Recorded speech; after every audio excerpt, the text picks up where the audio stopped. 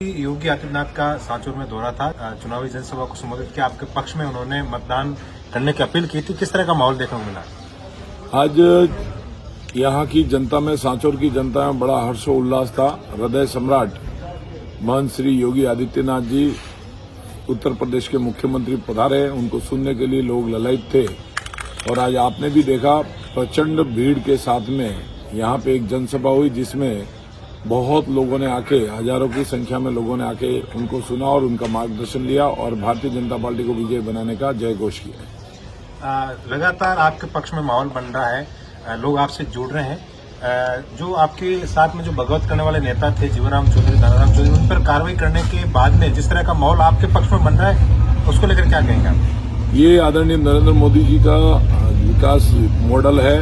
Bharatiya Janata party जो विश्व की सबसे बड़ी पार्टी है, उस पार्टी का कार्यकर्ता है और कार्यकर्ता हमेशा अपने घर में अपनी पार्टी से जुड़ता है और जनता को भी वो लेके आता है। ये सब कार्यकर्ताओं की मेहनत और जनता का जो विश्वास है मोदी जी पे, जनता का जो विश्वास है भारतीय जनता पार्टी पे, उसी का ये नतीजा है कि आज बहुत सारी संख्या में लोग भारतीय जनता पार्टी से जुड़ रहे हैं और सब भारतीय जनता पार्टी को विजय करने के लिए ललायित है। आप लगातार फील्ड में जा रहे हैं। यहाँ पर 10 साल से लगातार कांग्रेस के सुखराम बिश्नोई जो यहाँ पर एमएलए चुनकर यहाँ से जाते हैं, किस तरह की समस्या आपके सामने लोग लेकर आ रहे हैं?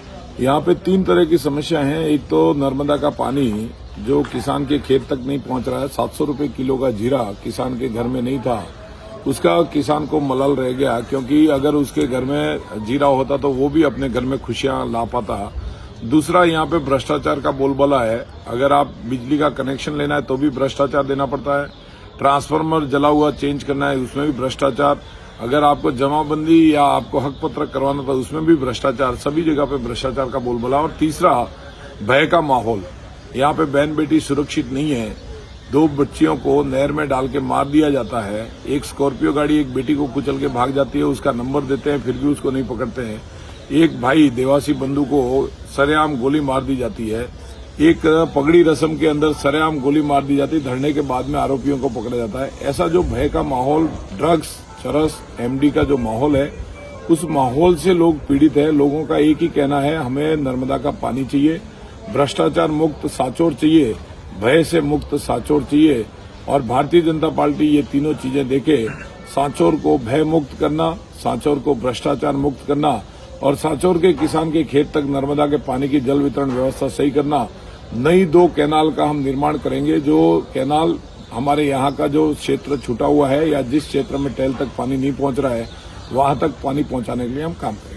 योगी आदित्यनाथ ने आज कहा, आपको एक संकल्प दिलाया है कि अगर आप सांचौर से विधायक चुनकर जाते हैं तो सांचौर की संपूर्ण जनता को आप रामलला के दर्शन करवाएंगे। योगी जी ने वहां पे और आदरणीय प्रधानमंत्री नरेंद्र मोदी जी के कर कमलों से ये जो प्राण प्रतिष्ठा महोत्सव 22 जनवरी को हो रहा है, रामलला का मंदिर जिसके अंदर सब लोग वहां पे जाके दर्शन करेंगे, उसमें हमारा भी अहोभाग्य रहेगा कि हम यहाँ के लोगों को दर्शन करवाएंगे और उसका पुण्य सभी ये सांचौर वासियों को मिलेगा और सांचौर वासी उसके अंदर सुख शांति अमन चैन से रह पाएंगे। योगी जी सर, अपने संबोधन में कहा है कि पहले उत्तर प्रदेश में माफिया राज हुआ करता था, फिर वहाँ योगी का डंडा चला, माफिया राज खत्म हुआ। इसको लेकर राजस्थान में भी इस प्रकार का जो माहौल है उसको भी खत्म किया जाए, इसको क्या कहोगे?